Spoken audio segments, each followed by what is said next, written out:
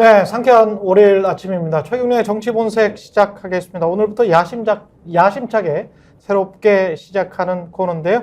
오늘 아침 놓치지 말고 꼭 알아야 할 뉴스들, 스픽스가 콕 집어주는 뉴스, 스콕스. 지금부터 시작하겠습니다.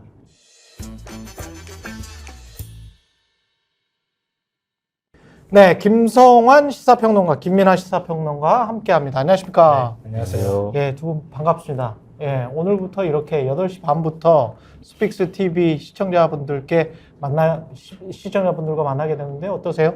예, 김성환 평론가님은 처음이죠. 다시 새벽 방송. 다시 새벽 방송. 예, KBS에서 밤에 방송하시다가 그러게 예. 새벽 방송하다가 밤으로 갔다가 다시 새벽으로 네. 와서요. 예, 이게 이런 생활 한 14년 동안 하고 있어서 예.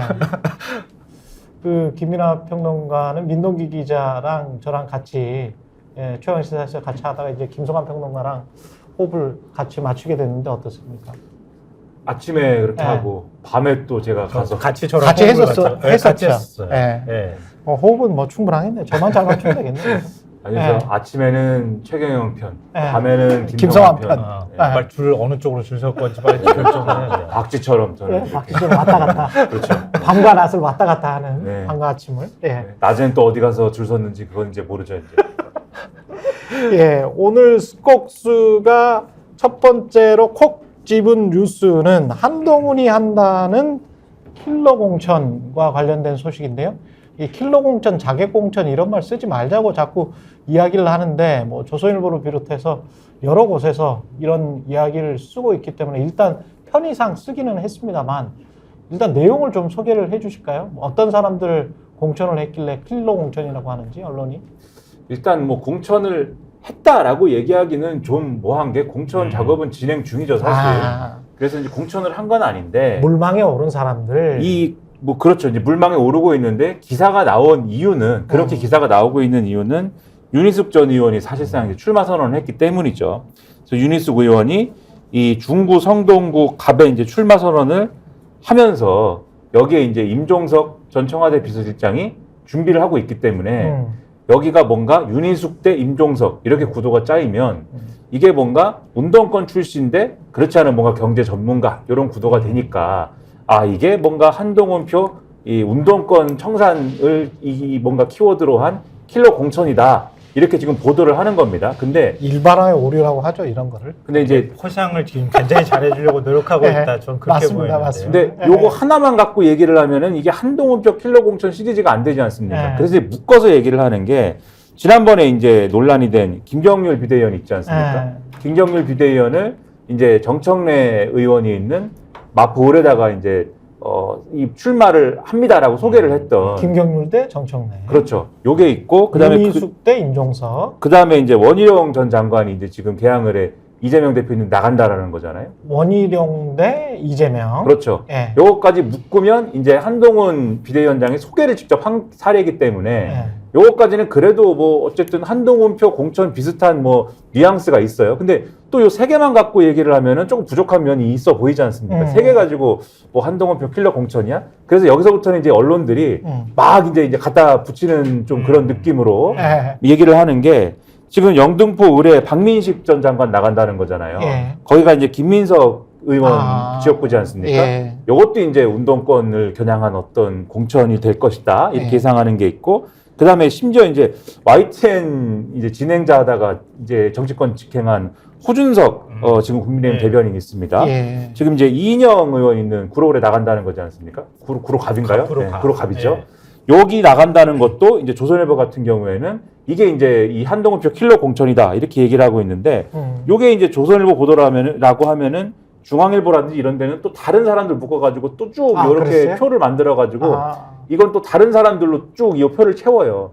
그래서 이게 다 어쨌든 운동권 특권 정치를 청산하려는 한동훈표 공천이다 이렇게 보도를 하고 있는데, 실제로 그렇게 되는 것인지 그리고 국민들이 그렇게 인식할 것인지 등은 아직은 뭐 우리가 알 수 없는 그런 상황이다 이렇게 말씀드리겠습니다. 이게 대통령실에서 입장내야 되는 거 아니에요? 그러네. 왜 시스템 공천한다 그러면서 왜 예. 좀 사실상 전략 공천하고 있다고 하는 얘기가 지난번에도 김경률 때문에 문제가 그러니까요. 됐잖아요. 공정한 공천을 예. 해야 된다라는 명분으로 사실상 1차전 대전을 벌였다 이렇게 평가할 수 있는데 저는 뭐 지금 김민하 평론가가 얘기했던 것처럼 한동훈이 그냥 길거리만 걸어가도 서울 도심의 어떤 교통난을 해결하기 위해서 고심하고 있다 이렇게 지금 써주고 싶어하는 거 아닌가 이런 생각이 좀 들고요. 시스템 공천한다 그러는데 또 전략 공천 기준을 또 발표했잖아요. 지금 이제 얘기가 나오는 것들이 주로 이제 국민의힘 열세 지역이란 말이에요. 예. 그러니까 전략 공천의 길을 터주는 거는 맞는 것 같아요. 근데 정말 전략 공천을 할 것인가 말 것인가 이건 좀 지켜봐야 되겠지만 어찌됐든 한동훈이라고 하는 뭐 새로운 정치인이 등장한 거죠. 그리고 국민의힘 그리고 여권 내부에서 친한이 생겨나고 있는 과정, 그 흐름하고는 무관치 않아 보인다. 거기에 일종의 이제 윤희숙 전 의원이 숟가락을 하나 딱 얹으면서 뭔가 그림이 자꾸 만들어지는 듯한 느낌이 나는 거죠. 분위기가 풍풍 풍겨 나오는 건 맞는 것 같은데, 근데 좀 이거는 국민의힘을 아끼는 분들 입장에서 바라볼 때도 좀 불안불안하게 볼 것 같아요. 왜냐하면 시스템 공천에 관한 문제가 아니라 네. 운동권 청산을 특권 정치를 청산하겠다고 얘기를 했는데 그 슬로건에 맞춰서 너무 지나치게 매몰될 경우에는 공천을 잘못할 가능성도 있어요. 그렇죠. 예. 그렇게 하면은 뭐 지역구 다 이루면 무슨 소용이 있겠습니까? 그러니까 그런 명분에만 지나치게 매달리는 거 아닌가 이런 우려도 할 거라고 저는 생각해요. 킬러 공천이라고 이름은 붙여놨는데 조선일보가 킬러가 되지 못할 가능성, 그러니까 족수도 못 될 가능성이 있어가지고 나온 사람들의 면면들을 보면 내용으로는 그렇습니다. 그게 네. 이제 지금 국민의힘 상황을 놓고 일단은 설명하는 방법과 국민들의 인식을 중심에 놓고서 설명하는 방법이 있을 텐데, 국민의힘 상황을 중심에 놓고 보면 가령 그런 지역구들 지금 언급되고 있는 뭐 킬러 공천 대상이 되는 지역구라는 게 사실 국민의힘 입장에서 보면 열세 지역이죠. 어려운 네. 지역이죠 사실. 예. 지금 소위 말하는 한강벨트다 뭐다 하지만 이 지역구가 지난번 총선에서는 어쨌든 민주당이 승리한 지역구고, 다만 이제 지난번 지방선거나 이런 데에서는 민심이 어쨌든 좀 민주당 입장에서는 돌아선 지역구임은 확인이 됐기 때문에 그나마 어쨌든 수도권에서 승부를 하려고 하면 국민의힘이 좀 승부를 해봐야 되는 거 아니냐라는 지역구이긴 합니다. 근데 그 중에서도 사실 성동구는 이 민주당 구청장이 있는 지역구거든요. 그 중에서도 성동구는 좀 어려운데 어쨌든 그런 자리에 그러면 가령 유인심이 들어가 있는 뭐 인사라든지 이런 분들이 나가는 것보다는 국민의힘 입장에서 보면 그래도 뭔가 좀 인지도가 그래도 있고 뭔가 그래도 경제 전문가라든지 뭐 이런 분들이 나가는 게 그래도 낫다는 인식은 있을 수가 있어요. 국민의힘 입장에서 보면. 국민의힘 내에서 보면 그런 인식은 있을 수가 있는데, 근데 그래서 이제 인물론에서는 어쨌든 좀 승부해 볼 수 있어. 뭐 그런 희망을 가질 수는 있겠는데, 근데 국민들 입장에서 보면은 그럴 만한 이제 인물론의 어떤 승부가 될 것이냐. 그게 예를 들면 국민들 입장에서 임종석 전 비서실장이 뭐 공천을 받을 수 있을 건지는 뭐 추가로 뭐 생각을 해봐야 되는 문제이긴 하겠지만, 임종석 전 비서실장을 반드시 어떤 운동권의 대부로만 볼 거냐, 뭐 그렇지 않을 수도 있는 거거든요. 그리고 윤희숙 전 의원에 대해서 경제 전문가야, 뭐 그다음에 지난번에 뭐 전세 뭐 이런 문제에 대해서 연설을 뭐 기가 막히게 했어, 반드시 그렇게만 볼 거냐. 지난번에 어쨌든 부친의 땅 문제라든가 이런 것 때문에 논란이 있어가지고 의원직을 내려놓은 어떤 이력이 있는 사람이야. 이 문제도 반드시 생각이 날 거거든요. 그렇죠. 그런 문제를 종합을 해보면 인물론에서 반드시 뭐 우위에 설 만한 그러한 카드일 거냐, 이거는 또 생각을 해볼 문제인 것이고, 지금 쭉 말씀드린 예를 원희룡 전 장관이라든가 그다음에 김경률 비대위원이라든가 그렇죠. 국민의힘 내에서 볼 때는 좋은 카드야 라고 할 수 있는 카드일 수도 있겠지만, 상대도 너무 세. 그렇죠. 예. 국민의 시선으로 보면은 그러한 평가가 전부이냐에 대해서는 또 이견도 있는 거거든요. 또 인물론을 항상 또 흔드는 게, 인물론으로만 항상 승부를 할 수 있는 게 아니라 구도의 문제도 있기 때문에 지금 구도가 반드시 또 국민의힘으로 이 원하는 구도가 잡힐 거냐의 문제에 있어서도 여러 가지 조건이 있어서 저는 원하는 대로만 될 것이냐는 지켜볼 문제다라고 생각을 합니다. 또 구도 자체는 흥미로워요. 홍익표가 가니 윤희숙이 오더라. 이렇게 된 거 아니에요? 네, 그러네. 홍익표 원내대표가 서초로 가겠다고 하니까 그렇죠. 서초에 있었던 윤희숙 전 의원이 그러네요. 지금 원래 홍익표 원내대표에 있었던 지역구로 가겠다 이렇게 얘기를 한 거고요. 그나마 조금 만만해 보였던 건가 봅니다. 만만하지 않은 지역구예요. 여기 왜냐하면 홍익표 원내대표가 계속 당선이 됐던 그랬죠. 지역이고요. 예. 지난 21대에서 진수위원하고 붙어가지고요. 그때도 13%포인트 넘게 차이 났고, 컸네. 20대 예. 때는 김동성 새누리당 후보하고 붙어가지고 그때도 한 5%포인트 정도 차이가 났거든요. 그러니까 국민의힘 입장에서 험지인 거는 맞는데, 험지에 진짜 윤희숙 전 의원이 내세우는 구호에 적합한 인물이냐, 여기에 대해서는 아마 찬반이 있을 것 같아요. 왜냐하면 윤희숙 전 의원이 출마 선언하면서 이번 선거의 정신은 껍데기는 가라 이거다. 예. 그리고 민주화운동 경력이란 완장차고 특권의식과 반시장, 반기업 교리로 경제와 부동산 시장 난도질하는 것이 껍데기다. 뭐 이렇게 얘기를 했는데 문재정부 부동산 시장 그렇게 비판했잖아요. 서초 세입자라고 보이는이 지금 그 당시 얘기를 한 건데 예. 근데 집이 있는 사람이었었는데 그 예. 부동산 문제에 있어서 정말 자유롭냐 뭐 이런 음. 거에 대한 비판도 있을 것 같고요. 스스로 의원직 내던졌는데 금세 또 다시 나와가지고 나 또 국회의원 하겠소라고 하는 게 얼마나 명분 있게 보이느냐. 그리고 또 운동권 정치라고 하는 거 뭐 저만 불편한 건지 모르겠는데요. 아니 나는 공부만 했으니까 운동권은 아니었어. 그러면은 세대가 윤희숙 전 의원도 뭐 그렇게 썩 젊은 편은 아니거든요. 90학번인가 그럴 겁니다. 아니 그러면은 90학번인가 89학번인가? 그때 한창 운동 많이 할 때 나는 그래도 예. 운동 안 했으니까 나는 심판할 자격이 있어라고 말하는 게 맞습니까? 저는 맞지 않다고 보는데 김연아 평론가 어때요? 윤희수 의원이 뭐 운동권이 아니었는지도 한번 검증해봐야 된다고 보고요. 아 그래요? 네. 그것도 네, 검증 한번 해봐야 되고 그 다음에 이제 그 뭐 운동권 과거에 운동권을 했어 안 했어를 가지고 뭐 얘기할 수 있는 것도 아니고 너무 오래전 일이고. 그렇죠. 또 과거에 운동권을 했다는 게 지금까지 죄가 되는 거냐도 저는 상당히 의문이고 그게 뭐 죄입니까? 운동권을 죄가 되는 거냐 또는 공이 되는 거냐 그것도 좀 우선 그렇죠. 일이에요. 30년 전, 40년 전 일을 가지고 그렇죠. 예. 운동권을 한 사람들이 있기 때문에 오늘날 예를 들면 민주화가 되고 사회가 나아지고 이런 게 분명히 있는 것인데 운동권을 했다가 국민의힘으로 간 사람들은 그러면 운동권 경력이 지워지는 건 아니잖아요. 예를 들면 김병률 비대위원이라든지 이런 분들이 운동권을 했기 때문에 운동권을 비판하는 게 논리가 먹혀서 지금 이 여당의 비대위원까지 하고 스피커가 커진 거 아닙니까? 그렇죠. 그런 것도 사실 뭐 이 말로 따지면 운동권 특권 정치에 해당하는 거 아닙니까? 그런 식으로 하면 대표적으로 그러니까 김문수. 그러니까 이런 말들을 그렇게 오염시키는 것이 저는 좋다고 생각하지는 않고 다만 예를 들면은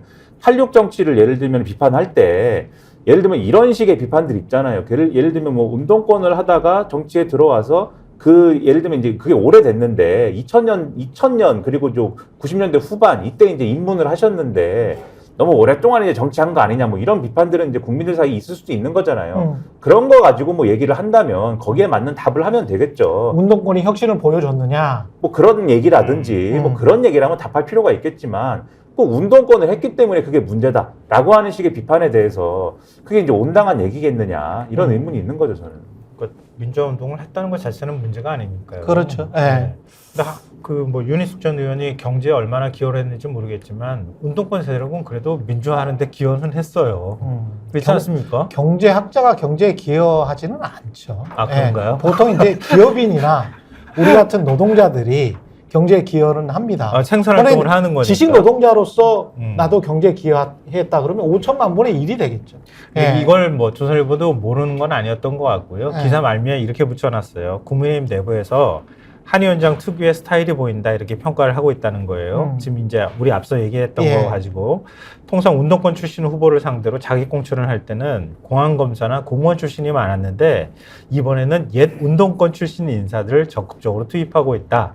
이런 명분을 하나 만들어 놨더라고요. 제가 이거를 뭐 하나만 뭐 얘기를 하면은 일부 또 언론이나 이런 데서 얘기하는 게 이런 분들이 그렇게 대놓고 쓰진 않지만 이런 분들이 이른바 이제 친한 인사가 돼가지고 이제 뭐 이렇게 될 것처럼 쓰지만 총선을 망치면 그것도 없는 거예요 사실. 지난 총선에 황교안 대표가 총선 공천을 한 것이 된 거잖아요 결국은. 친황계가 있느냐? 없거든요. 총선을 망치고 자신도 원내에 진입하지 않았기 때문에 한동훈 비대위원장은 원내 진입을 안 하기로 한 거잖아요. 결심을. 그렇죠. 그리고 총선 이후에 거치는 어떻게 될지 모르는 거지 않습니까? 결국 이분들은 윤석열 대통령하고 일을 해야 되거든요. 이분이 단들이 당선이 되더라도 그것까지 고려해가지고 유권자들이 판단을 해야 된다. 근데 한 70일 정도 남기고 윤석열 대통령이 총선판에서 조금씩 좀 멀어지게 하는 윤석열의 이미지를 지우려고 하는 보수 신문들이랄지 국민의힘에 알게 모르게 그런 노력이 좀 있는 것 같기는 합니다. 네네. 왜냐하면 위드훈이라고 한동훈 이 비대위원장을 따르는 어떤 팬클럽 같은 곳이죠.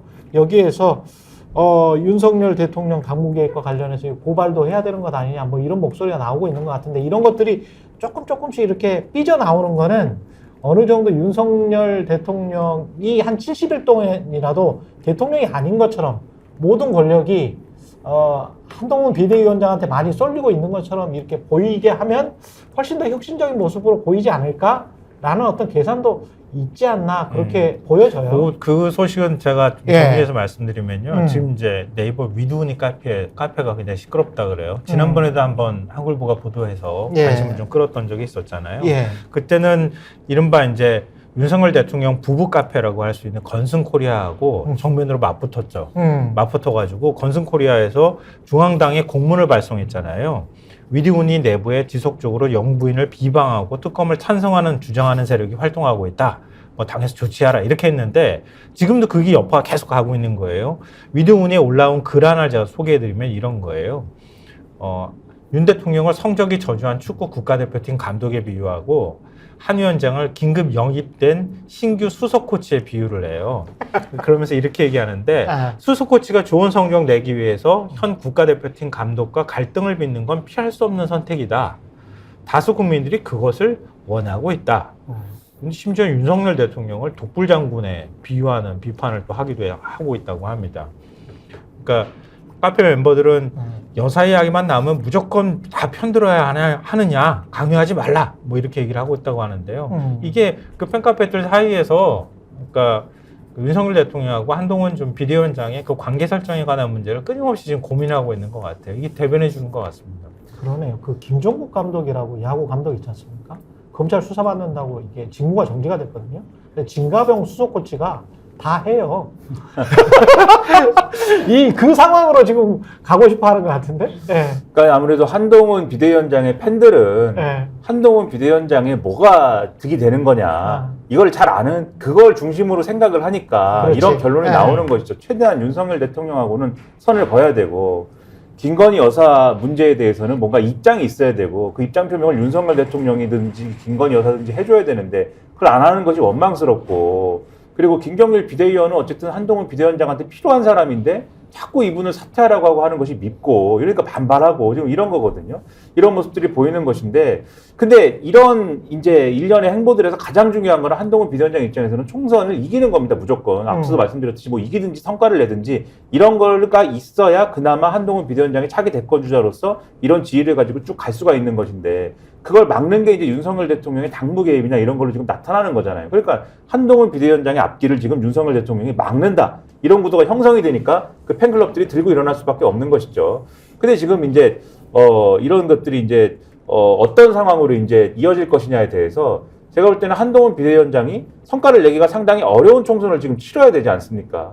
그런 국면에서 이 성과를 내기 위해서라도 지금 윤석열 대통령하고 대립할 수밖에 없는 구도로 갈 수밖에 없는 거잖아요. 그래서 이제 언론도 그렇고 또 이제 어떤 신문들도 그렇고 한동훈 응원이라든가 이런 기류가 그래서 만들어지는 건데, 그러나 김건희 특검은 받지 않는.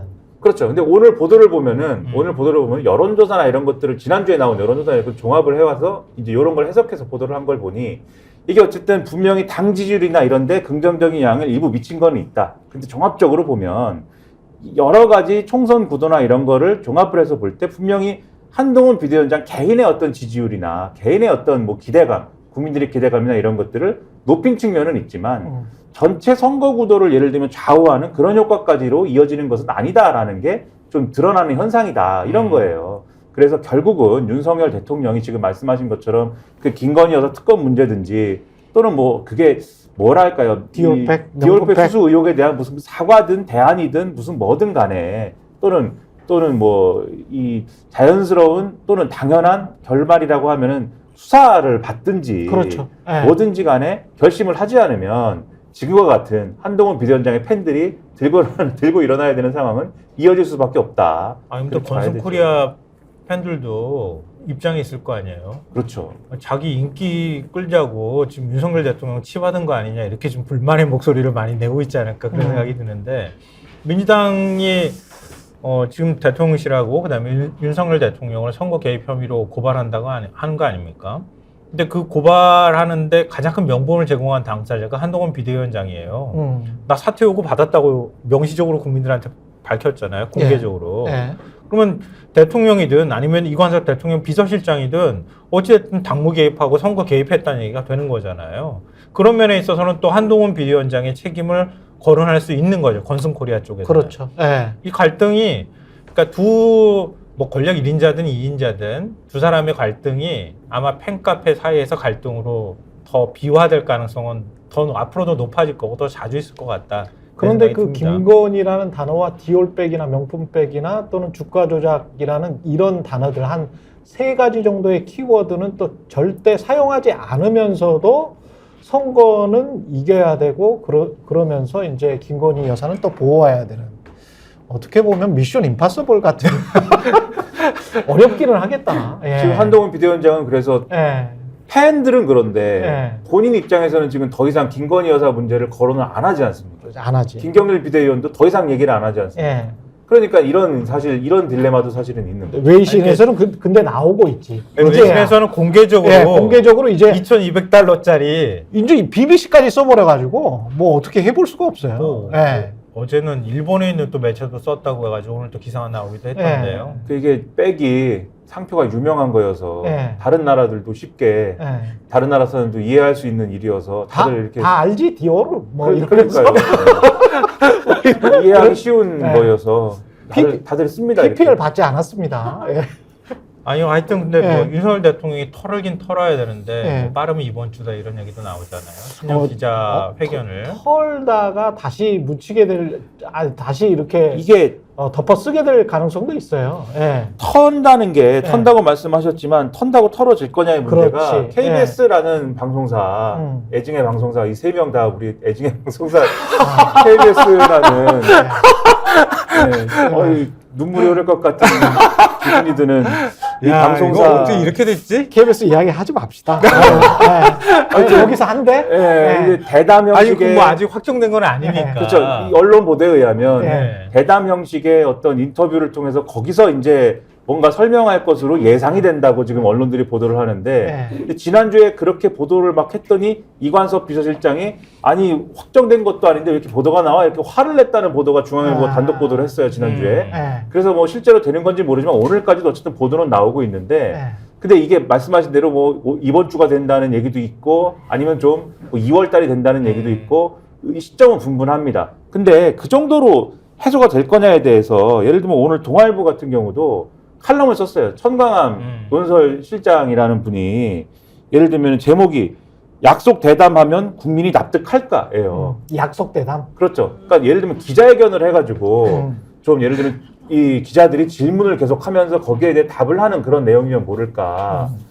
이게 약속 대련이 아니라 약속 대담을 해서 대통령이 원하는 메시지를 이렇게 발신하는 방법으로 그리고 또 KBS가 지금 어떤 상태입니까? 뭐 저희는 모르겠지만 저희는 뭐 어떻게 생각하는지 모르겠지만 그렇게 될 가능성이 높다. 네. 약속 대담. 야당의 주장대로 하면 야당의 주장대로 하면은 장악된 거 아닙니까 권력에 의해서 저희는 뭐 그렇게 생각하는지는 모르겠지만 야당의 주장대로 하면 장악이 됐는데 그게 예를 들면은 좀 대통령이 좋아하는 방식의 어떤 메시지로 나오지 않겠느냐 그런 대담의 결과가 그리고 또 보도에 의하면 대통령이 그럼 이 디올백 수수 의혹에 대해서 아 정말 이 문제는 국민들에게 좀 사과를 해야 되겠어 이런 생각을 하느냐 그렇다기보다는 아 이건 억울한 문제다 몰카 공작인데 이런 생각을 하는 게 훨씬 더 생각이 좀 마음이 훨씬 더 강하다 이렇다고 하면은 이게 수습이 되겠느냐라는 취지에 글이 지금 실린 거예요. 걱정을 한단 말이죠. 이게 두 가지예요. 하나는 윤희숙 전 의원이 이번에 출마 선언하면서 그랬거든요. 김건희 여사 관련해서 국민 눈높이에서 뭐 해결할 수 있는 방법을 찾아야 된다는 식으로 얘기했어요. 이 발언 보면서 무슨 생각이 들었냐면은 대통령실에서 가이드라인을 줬잖아요. 이제 훈이가 얘기한 거 국민 눈높이 말고는 더 나가면 안 돼. 그러면 그냥 죽는 거야. 이렇게 딱 얘기를 했단 말이에요. 그러니까 다른 의원들도 뭐 출마자들도 그렇고 여기서 더 나가는 진전된 발언을 이제 절대 꺼낼 수가 없어요. 김경률 비대위원도 이제는 싹 말 바꿔서 도이치모터스 그거 다 끝난 거다 이렇게 얘기를 하고 있는 거잖아요. 그러니까 앞으로 이거는 금기어처럼 만들어놨기 때문에 레드라인을 딱 만들어놔서 더 이상 넘어갈 수 없다. 이게 하나가 있는 거고 또 하나는 그럼 대통령실에서 왜 이렇게 불쾌했을까 이 부분하고 관계가 있는데 윤석열 대통령이 뭔가 이렇게 내가 정리하는 듯한 모양을 좀 취하려고 했는데 갑자기 산통을 다 깨놔버렸어. 그러니까 정말 선의로 해석하면? 선의로 해석하면 그러니까 신년 기자회견이나 이런 때 네. 내가 좀 사과도 조금 하고 네. 제2부속실 만들고 뭔가 대안을 딱 내놓으면서 그럴싸하게 이렇게 딱 포장을 해가지고 마무리를 하려고 했는데 갑자기 김경률이라는 사람이 툭 튀어나와가지고 사과를 요구하고 막 덤벼드는 모양이 나왔단 말이에요. 한동훈 비대위원장도 국민 눈높이 얘기하면서 뭔가 불만스러운 태도를 자꾸 취했단 말이에요. 그러니까 분위기 다 잡아놨더니 거기다 바람을 확 빼버렸으니까 거기에 대해서 불쾌하다 이런 반응이 대통령실에서 그 맥락으로 나왔다는 거 아니에요? 좋게 해석하면 그러니까 윤석열 대통령 입장에서 신년 기자회견을 할 때 한 통 다 깬 카드 들고 나올 수가 없어서 더 아마 제가 볼 땐 고민이 되지 않을까 그렇게 생각해요. 제일 우리가 제 어렸을 때 사실 어렸을 때 제가 하던 수법이죠. 공부 안 하다가 어머니가 이제 뭐 하면 아 내가 공부하려고 그랬는데 왜 내가 하려고 했는데 왜 그래 공부하려고 했는데 알았습니다. 그렇지 않아. 예. 그런 지금까지 상황이다. 뭐 하다가 예. 이제 그랬냐 이런 거죠. 이 김건희 관련해서는 계속 그 단어가 나올 수밖에 없을 것 같습니다. 예, 60일, 70일 남아있는 상황인데 이게 아무리 누르려고 해도 이게 그렇게 쉽게 눌려지는 그런 상황은 아닌 것 같고요. 그리고 지금 개혁신당과 관련한 개혁미래당이라고 또 이번에 주말에 새로 발족을 했잖아요. 근데 그 개혁미래당 이름이 개혁미래당이니까 개혁신당 입장에서 이준석 쪽에서는 또 발끈할 수밖에 없는 그런 상황인 것 같습니다. 예. 그렇죠. 지금 이제 이름도 이제 복잡한데 이 이낙연 전 대표 측이 창당을 추진한 새로운 미래하고 그 다음에 탈당 3인방 비명계 탈당 3인방이 창당 추진한 미래 대연합하고 이제 합쳤어요? 합치기로 한 것이죠. 네. 그래서 합치기로 하되 그러면 이제 이름을 뭐로 할 것이냐 그게 이제 가칭 개혁미래당이다. 개혁미래당이다. 네, 이렇게 예. 이제 공개를 한 겁니다. 음. 그랬는데 그러면 개혁미래당이라는 이름은 왜 정한 거냐? 이게 약간 개혁미래라고 하는 게 조금 어색한 부분도 있고 하지 않습니까? 그래서 그런 이름의 의도가 뭐냐에 대해서 일단 이준석 전 대표 쪽은 약간 불쾌했다. 이게 이제 보도의 내용이에요. 그래서 이제 SNS나 그런 걸 통해서 이제 반응을 한 게 이게 요즘에 이제 뭐 무임승차 이런 것에 대해서 이준석 전 대표 계속 이제 뭐 지하철? 네, 그런 것에 대해서 계속 이슈 파이팅을 하는 거잖아요. 예. 이제 무임승차 이게 노인복지에 대해서 계속 그것도 갈라치기다 이제 이렇게 비판을 하는데 지하철도 그렇고 당명도 그렇고 무임승차는 안 된다. 그러니까 자신들이 개혁신당이라는 이름으로 지지율도 높고 여러모로 이제 마케팅을 잘 해놨는데 왜 그걸 뺏어가려고 하느냐 이렇게 불쾌하고 있다라는 건데 정작 그러면 개혁미래당이라는 당명을 만든 요 사람들의 생각은 뭐냐 기자들은 이렇게 물어보고 있어요. 개혁미래당이라는 이름을 굳이 진 거는 개혁신당하고 합치고 싶은 마음이 있어서 개혁미래당이라고 진 거 아니냐 이렇게 물어보는데 거기에 대해서 개혁미래당 측의 답변은 뭐 그런 마음이 이제 뭐 없다라고는 얘기 안 합니다. 없다라고는 얘기 안 하지만 뭐 그렇게 볼 수도 있는데 이게 이제 가칭이고 앞으로 국민들한테 좋은 당명을 지어주십시오라고 공모를 할 것이기 때문에 뭐 그런 차원이다 뭐 이렇게 얘기를 하고 있는데 뭐 어떨 건지 앞으로 뭐 지켜봐야 되겠죠. 근데 일단 입에 안 붙어요. 아니 그리고 예를 개혁 들어서 미래당이? 새로운 미래하고 예. 미래대 연합이 결혼해서 만들면 아이가 개혁이 들어갈 수가 있어요? 그냥 미래는 들어갈 수 있잖아요. 그러네요. 예. 그러면 예. 개혁이란 글자는 어디서 데리고 온 거예요? 어디 다른 데서 데리고 온 거예요? 이준석한테. 아니 그러니까 왜 남경에 개혁이란 글자가 들어가냐고. 예. 족보가 조금 이상해지네. 아니 이렇게 되면 개혁미래당, 그러면 줄임말로 개미당, 개미들도 잘 사는 세상. 뭐 이거 괜찮지 않습니까? 아니 이쪽에 개혁신당이니까 예, 선의로 해석을 해보면 개혁신당을 줄이면 그냥 개혁당? 개혁당, 개신당. 신당이라고 할 수는 없으니까 개혁당이라고 개혁당. 부르면은 예. 이쪽에는 개혁미래당이라고 부르면 그럼 개혁당이라고 부를 수 없잖아요. 합치면 좀 풀네임으로 개혁미래신당 어떻습니까? 같이 다 합치면. 예, 다 합치면 개혁미래신당. 이게 그러니까 큰 포석이야. 좀 장기로 합쳤을 때 야 길지도 않아. 뭐 이렇게 이제 주장을 할 수 있는 거지. 개혁미래신당. 아 근데 누가 앞에 붙여 있는가 이제 중요하기 아니 때문에 신미래당이라고 할 수도 있잖아요. 개혁신미래당. 아 근데 여기서 중요한 게 뭐냐면 이게 그러면 일단 소위 말하는 민주당 계열 당들이 하나로 합친 거지 않습니까? 예. 그리고 또 이 개혁신당이라는 것은 사실 또 이준석 전 대표가 예. 세는 많이 모았는데 현역 의원이 없었던 거잖아요. 예. 근데 양양자 의원의 이 뭡니까 그것은 또 자본. 저는 자본이라고 봅니다. 네, 예. 하여튼 그 양양자 의원이랑 합친 거잖아요. 예. 그러다 보니까 이게 한국의 뭔가 희망. 네, 한국의 희망. 그래서 한국의힘이랑 합치면서 뭔가 국민의힘 계열이 하나로 합치고 민주당 계열이 하나로 합친 것처럼 되면서 요렇게 두면 지금 이제 언론의 이제 분석은 요렇게 두면 아 이게 사자구도처럼 돼서 이대로 가면은 중통합 상태에서 선거를 치를 수도 있고 그러면은 제3지대가 하나로 뭉치지 못하게 되면서 시너지가 안 날 수가 있다. 이렇게 진단을 하는 그림이 있는 것 같아요. 그러면 여기서 그러면 요걸로 끝날 것이냐에 대해서 아니다. 그래도 빅텐트가 되려면 누가 중간에 뭔가 요거를 또 뭐랄까요 이 거간을 서야 되는데 뭐 중간에 누가 역할을 해야 되는데 누가 해야 되냐? 그럼 또 남은 게 있지 않습니까? 새로운 선택해야 된다 그거를 그 요거를 이제 생각을 해야 됩니다. 그러면 새로운 선택에 또 이름이 들어가야 됩니다. 그러면 지금 그래요? 장명을 하고 계시니까 개혁 미래 신선택당? 그래서 다 넣어. 이렇게 시나리오가 네. 될 것이냐에 대해서 네, 복잡하다 또. 이걸 시장 논리로 얘기하면 그런 거잖아요. 네. 이준석 대표가 비유했을 때도 이런 거잖아요. 중국집 신장기업 해가지고 한창 잘 나가고 있으려고 하는데 네. 옆에다가 전화기 2대 갖다 놓고 갑자기 그 이름 비슷한 중국집 하나 만든 거 아니냐 이렇게 불쾌감을 표현한 건데 옛날에 뭐 허니 무슨 과자 나왔을 때 그렇죠, 그런 게 그렇죠. 많았잖아요. 네. 이게 비슷한 것들이 자꾸 생겨나면은 시장 파이를 키워서 전체 제3세력을 지지율을 더 키워낼 것이냐 아니면은 그냥 경쟁하다 제살 깎아먹기로 그냥 그렇죠. 공멸할 거냐 이런 네. 갈림길에 지금 서 있는 것 같아요. 근데 이쪽에서는 어찌됐든 골목상권 우리가 키워볼게 그리고 덤벼들었는데 이준석 전 대표 입장에서는 굉장히 좀 불쾌한 거죠. 원조는 우린데 말이야. 칼자루를 쥔 사람은 이준석이죠. 이낙연이 아니고. 지금 상황은 이제 그렇게 비춰지죠. 예. 왜냐하면은 합치고 싶다고 얘기하는 쪽은 일단은 지금 그렇죠. 말씀하신 아. 새로 뭡니까 개혁 미래당이인 것이고 약간 거리를 두는 거는 이제 개혁신당 쪽이니까. 또 슬픈 거는 더 사랑하는 쪽이야. 근데 이제 더 사랑하고 있는 거야. 제가 누가 더 사랑하는 거죠? 지금? 예, 이낙연이 이준석을 더 사랑하는 거 아니에요? 그런 거야? 약간 좀 목이 마른 건데 예. 마지막으로 한 말씀만 드리면 근데 국민들이 보기에는 그게 이제 뭐 예를 들면 북경원이나 예. 뭐 상해루나 뭐 네. 마찬가지의 중국집인 것으로 보이지 않을까 지금은. 근데 어제 이준석 대표 마음을 불편하게 했던 거는 그 개혁미래당이 생겼다기보다는 유승민 전 의원이 안 오겠다고 한 거예요.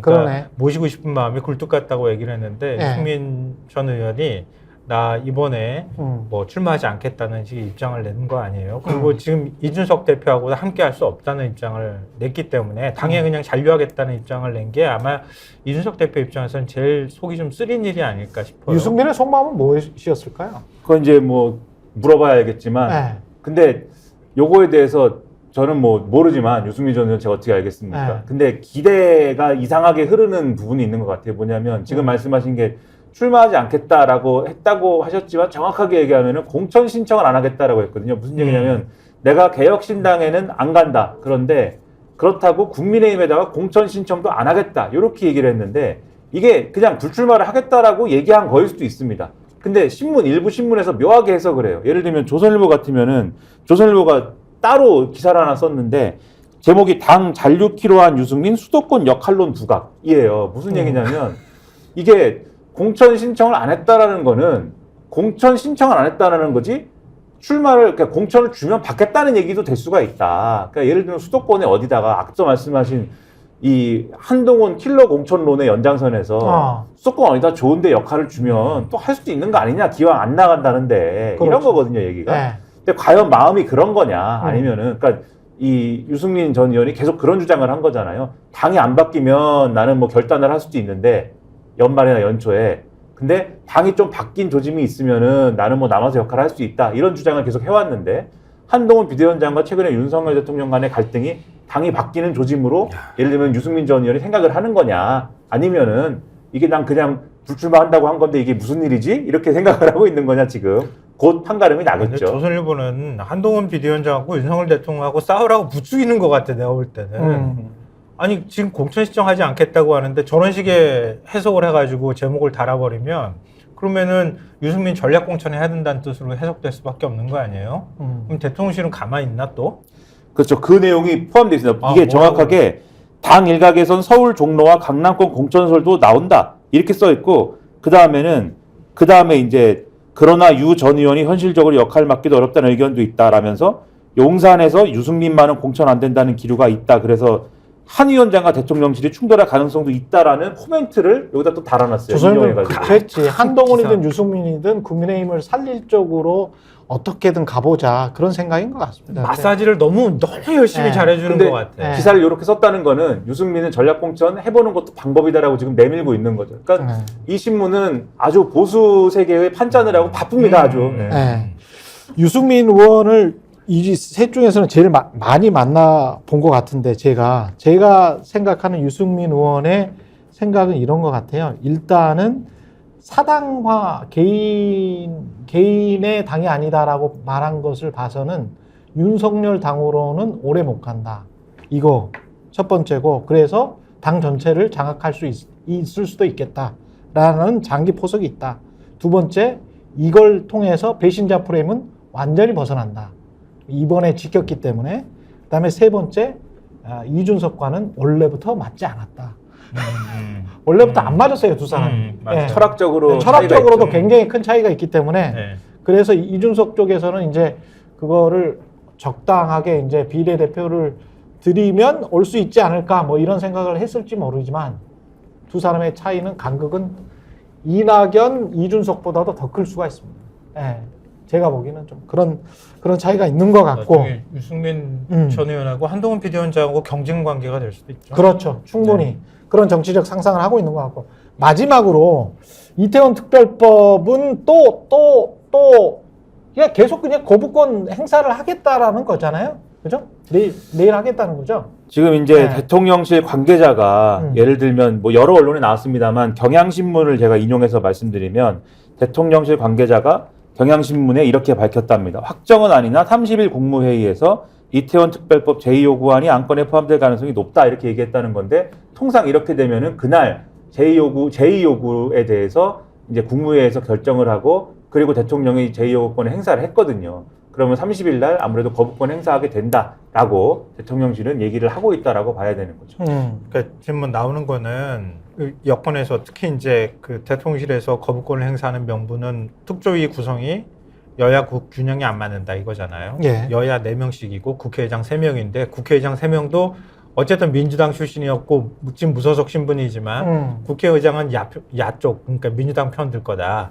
그러니까 4대7 구도가 만들어진다. 이 한동훈 위원장이 얘기한 네. 것처럼 공론 분열이다. 이런 논리고요. 또 하나는 수사 중지된 사건과 불송치 사건을 열람할 수 있는 조항. 이 위헌이다. 이렇게 지금 얘기를 하고 있는데 아니 그러니까 이태원 참사 그 수사 기록을 못 들여다보면은 어떻게 특조위가 활동을 해? 말도 안 되는 거잖아요. 과거에 이런 특조위 형태가 있을 때도 뭐 진상규명위원회도 마찬가지지만 과거 자료를 봐야 될 거 아닙니까? 근데 열람하려고 그러는데 협조를 안 해. 왜? 현 정부가 자기들하고 불리한 상황이면은 그거 안 주려고 할 거 아니에요. 사람도 우리 나가서 조사 안 받겠다고 거부할 거고. 그러면은 구인할 수 있는 방법을 찾던가. 아니면 자료를 강제로 열람할 수 있는 걸 해야지 되는 거지. 그러면 특조위 만들어 놓고 난 다음에 우리 안 줘? 우리 불송치해갖고 다 조사를 했는데 이거 혐의 없어? 우리 판단한 거 그대로 그냥 믿어? 이렇게 하면 뭐하러 특조위를 만듭니까? 명분 없는 얘기를 하고 있는 건데 전 더 기분이 좀 안 좋았던 건 뭐냐면 어쨌든 거부권 행사할 때 한덕수 국무총리가 왜 거부권이 이게 부당한지 설명할 거라는 거예요. 그럼 그렇게 해가지고 건의하면 대통령이 거부권을 행사하는 이전의 패턴이 이제 전형적으로 그랬으니까 그렇게 할 건데 유가족을 지원하는 방안을 발표할 가능성이 높다는 거예요. 유가족들이 우리 지원해달라고 한 적이 있어요? 그렇게 한 적 없거든요. 유가족들이 지금 바라고 있는 건 어제도 시민하고 유가족들하고 같이 영전과 입회 마주보고 159배 했다는 거 아닙니까? 그래서 100명이 모여서 했으니까 15,900배 했다는 거예요. 그 자리에서 얘기했던 것도 왜 우리 가족이 길거리에서 죽을 수밖에 없었는지 그 이유를 알려달라, 설명해달라고 얘기하는 거예요. 근데 우리 지원해줄게 이렇게 얘기하고 지금 퉁치겠다는 얘기는 이건 너무 몰인정하고 비윤적이라고 생각이 들어요. 강제징용 관련해서 대법원 판결이 났음에도 불구하고 돈으로 3재단에서 뭐 해서 어떻게 돈으로만 해결하면 되는 것처럼 대충 합의를 해버리고 일방적으로 통보를 한 그런 행태하고 좀 비슷한 것 같습니다. 제가 보기에는. 그마저도 심지어 그거는 돈도 없지 않습니까? 돈 출연을 안 해가지고 그건 돈도 없어요 심지어. 이 문제는 거부권 행사도 저는 명분이 없다고 마찬가지로 생각을 하는 게 심지어 이거는 국회의장 중재안으로 통과시킨 거 아닙니까? 민주당이 일방적으로 자신들이 주장한 안으로 통과시킨 게 아니라 가령 이제 특조위 구성할 때 유가족 추천 이 부분을 지금 국회 추천으로 바꾼 것이고 그리고 원래는 특검을 이제 특검으로 갈 수 있게 한 조항을 지금 바꾼 것이고 그러니까 원래 민주당이 주장한 것보다 후퇴한 안으로 지금 통과를 시킨 거잖아요. 그러니까 국회의장 중재안으로 통과를 시켰으면 그래도 여기에 대해서 여당이 어느 정도 인정을 하고 그런 차원에서 판단을 해야지 이것까지 거부권을 행사를 하면 그러면 도대체 국회가 통과시켜서 이 대통령이 공포할 수 있는 법안은 어떤 거예요, 그러면?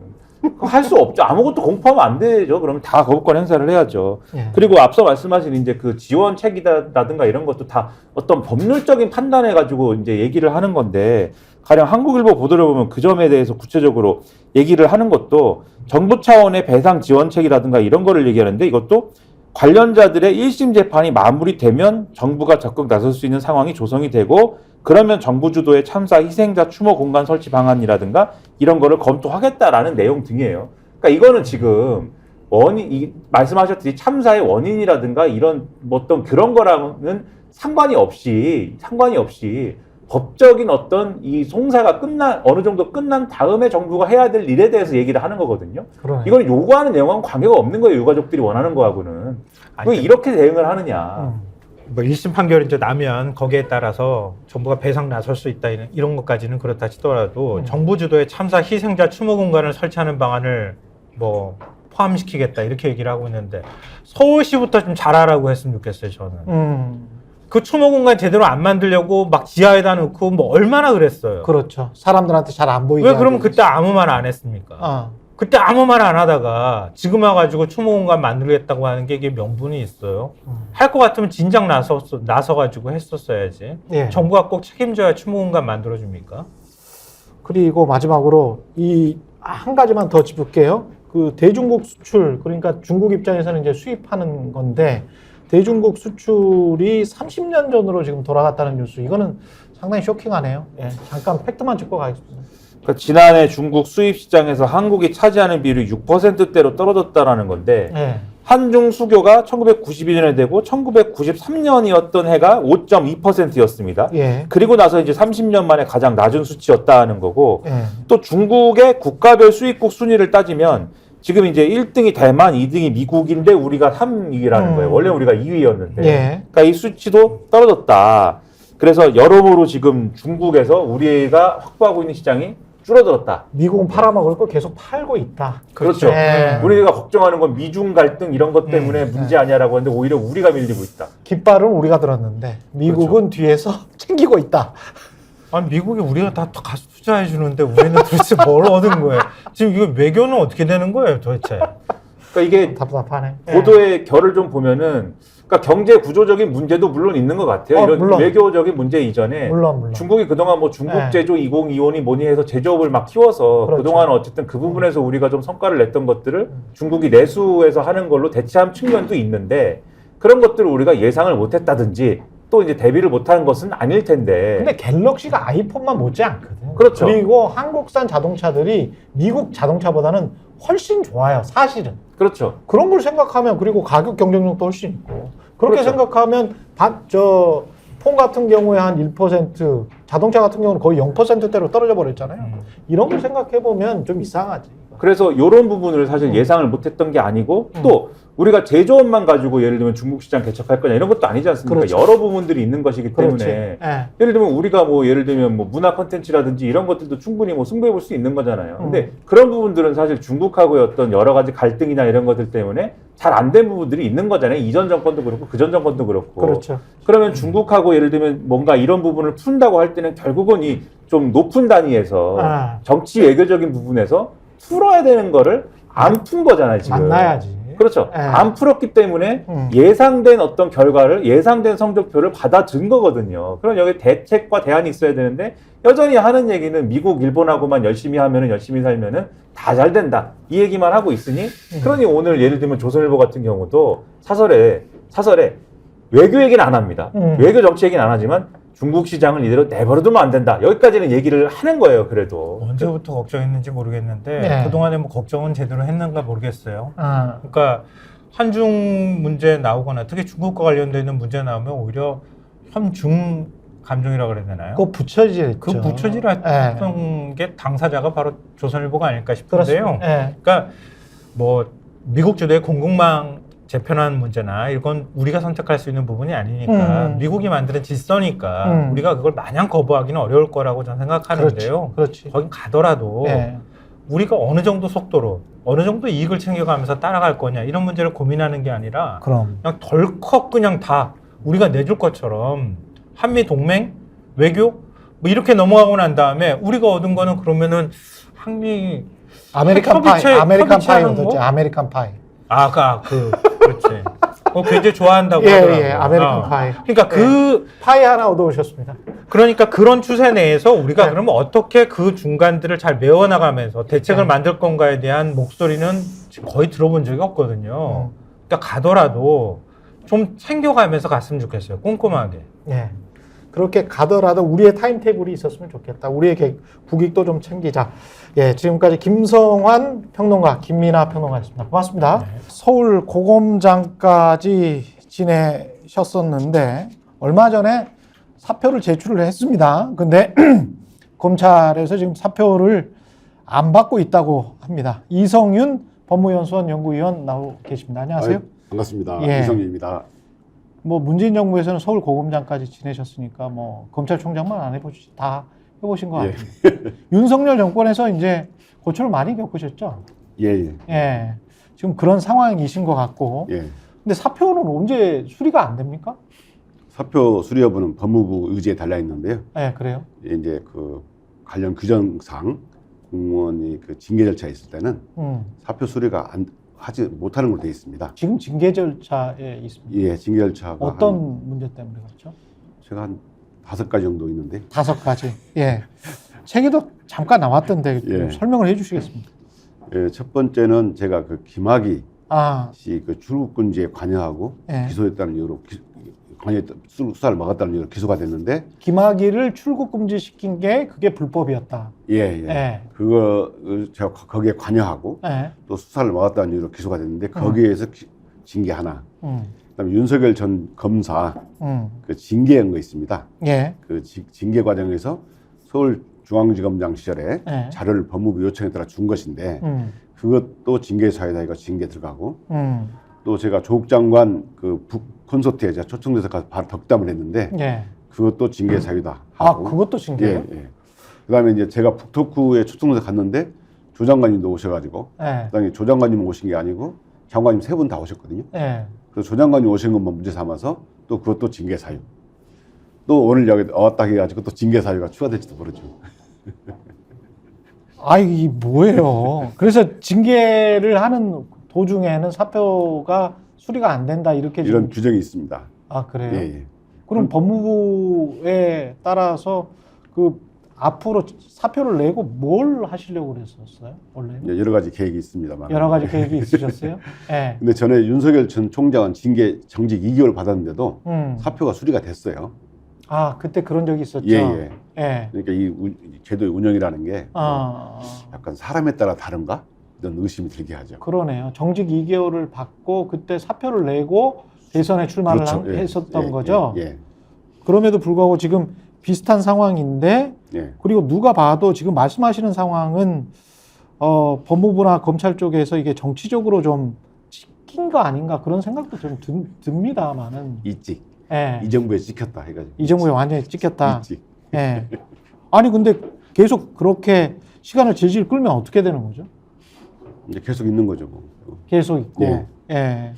지금 꽃은 무죄다라는 책을 내신 거에도 꽃 이야기만 쭉 나오다가 나중에 예, 말미에 윤석열 정권에서 고쳐 당하신 것들 예. 짧게 나오더라고요. 예. 중간에 좀 짧게도 나오지만 가끔 이렇게 검찰 정권의 무도함도 막 표시하고 그렇죠. 예. 또 제가 수사 재판 받는 그 심정 예. 이렇게 썼고요.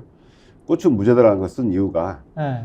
그 이제 제가 그 법무연수원 생활을 하면서 법무연수원이 굉장히 넓습니다. 18만 평 정도 되고 낮에는 그 구내식당 가면서 2,000원짜리 식사를 하고 또 저녁에는 기숙사에 생활하면서 굉장히 그 넓은 그 산책을 많이 합니다. 예. 그 과정에서 야생화도 보고 옛날부터 봤던 그 야생화 자료를 모아서 책을 쓰기 시작했는데 그 꽃이 주는 그 총칼보다 강한 그 마음을 움직이는 힘이 있거든요.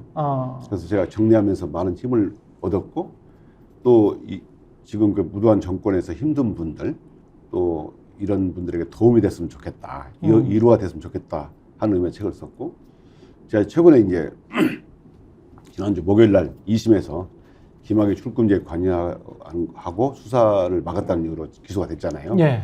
거기서 무죄가 됐는데 그것도 무죄 나왔잖아요. 예. 무죄가 무죄를 받고 든 느낌이 꽃이라는 게 이제 무죄의 희망을 주는 거다. 그래서 억울하게 재판을 받는 분들에게 희망을 좀 가졌으면 좋겠다. 예. 그다음에 또 퍼뜩 이제 무죄 받는 순간 제가 떠오르는 게 이제 예를 들어서 박정훈 대령이나 조국 장관이 재판받는 분들도 좀 마음이 쓰이고 예. 떠오르더라고요.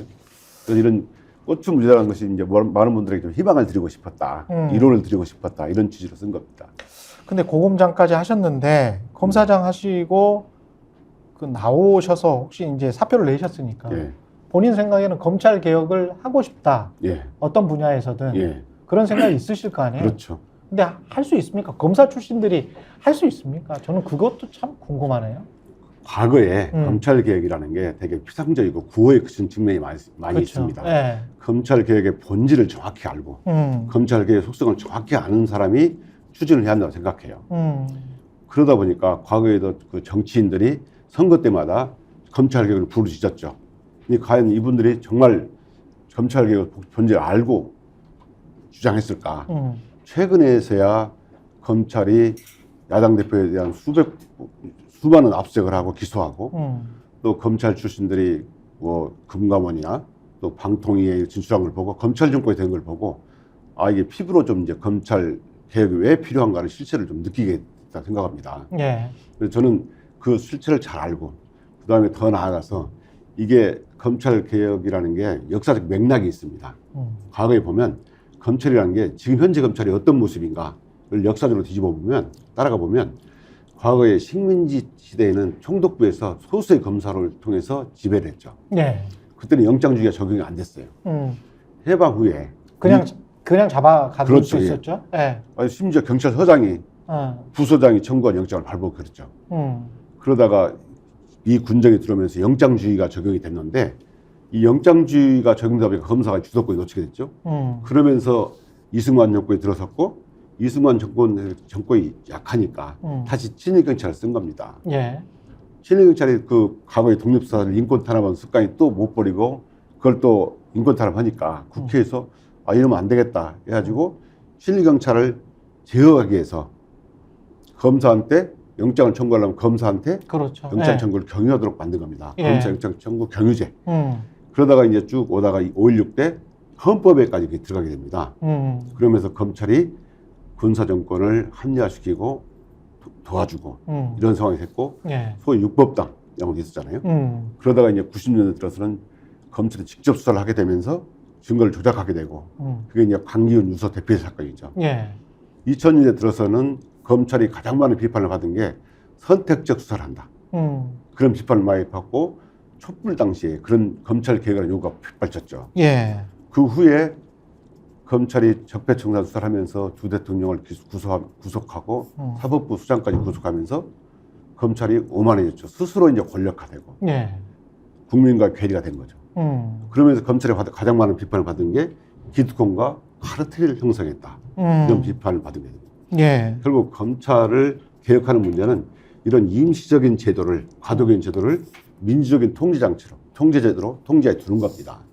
어떤 제도를 어떻게 바꾸면 되는 겁니까? 검사의 영장 청구랄지 기소랄지 선택적 수사, 선택적 기소 지금 다 말씀하고 계시는데 예. 예, 어떤 거를 어떻게 바꾸면 되나요? 예를 들어서 예. 작년에 이런 보도가 있었죠. 양평 공영지구 수사 관련해서 경찰에서 압수영장을 청구했는데 검찰에서 그 김건희 씨 오빠의 영장을 막았다. 이런 보도가 있었지 않습니까? 예, 있었습니다. 예. 물론 헌법에 영장 청구권이 검사로만 단조화돼 있지만 통과돼 있지만 이런 것도 헌법 개정 사항이 하지만 이것도 영장 청구를 1차 수사기관에 주는 것이 어떠냐. 가장 중요한 건 수사기관의 견제와 균형에 의해서 결정하게 하는 겁니다. 견제와 균형이 성립할 수 있도록 예. 유지될 수 있도록. 근데 그러면 경찰과 검찰만 그렇습니까? 아니면 다른 기관들도 줄 수가 있습니까? 가령 뭐 관세청이든 국세청이든 원하는 쪽이 많잖아요, 그렇죠. 사실은. 예. 예. 제 생각은 예. 지금 뭐 검찰 개혁을 제가 그리는 모습은 민주 통제 방안이 뭐냐? 예. 바로 견제와 균형인데 예. 검찰은 인권보호기관입니다. 공소관이 그 역사적 연원이고요. 그렇죠. 그러면은 검찰은 수사 지휘하거나 기소하게 하고 경찰도 수사 지휘하되 현재 상황에서는 경찰한테 수사를 모두 맡기는 것보다는 분야별로 나누는 게 맞다. 아, 경찰도 예. 경찰도 분야별로 국가경찰과 지방경찰 분야별로 나누는 게 맞다. 그래야 견제와 균형이 이루어지고. 그래서 경찰도 경찰 내부에서 좀 견제가 이루어질 수 그렇습니다. 있도록. 그러면 관세도 관세경찰, 네. 무슨 국세도 국세경찰, 뭐 이런 식의 제도가 현재도 도입이 되는 겁니까? 현재도 특사경이 있긴 합니다. 예. 있는데 경찰 내에도 분야별로 나눠서 견제와 균형을 하게 하면 지금처럼 경찰이 비대화돼서 믿을 수 없다. 이런 얘기는 많이 비판은 많이 안 나오게 되죠. 근데 외국의 사례를 보면 우리는 기소 독점주의로 검찰이 다 가지고 있잖아요. 네. 뭐 한 20개 곳 정도에서 20개 곳의 권력기관에서 기소를 할 수 있는 네. 그런 곳도 있는 것 같더라고요. 네. 그렇죠. 그럼 우리 같은 경우는 어디에서 지금 기소를 만약에 준다면 할 수 있는 겁니까? 우리나라 현재 검찰하고 예외적으로 공수처에서 검사나 판사의 고위층 범죄에 대해 기소할 수 그렇죠. 있죠. 그 정도밖에 안 되는 예. 거죠. 이런 범위를 넓혀줘야겠죠. 근데 이제 이게 공소권이라는 게 이 약간 전국적으로 통일된 또는 기준에 맞는 어디에서는 조그마한 범죄를 크게 처벌하고 예. 또 어디에서는 조그마한 작은 큰 문제를 작게 처벌할 수 있는 문제가 있기 때문에 좀 예. 균형적인 것이 필요합니다. 근데 예. 제가 이제 반론 차원에서 한 가지만 여쭤보면 예. 한국처럼 학연과 지연이 발달한 이런 나라에서 예.